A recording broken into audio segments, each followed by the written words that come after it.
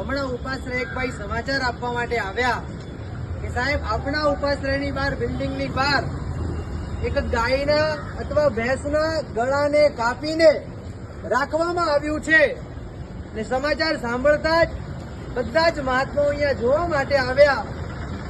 જે ગાય માતા આપણી ભારત દેશ માટે માતા સ્વરૂપ છે, જે ગાય ખરેખર દરેક માત્ર જૈન ધર્મ માટે નહીં દરેક ધર્મ માટે પૂજનીય કહેવાય છે, એ ગાયના ગળાને કાપીને અહીંયા મૂકવામાં આવ્યું।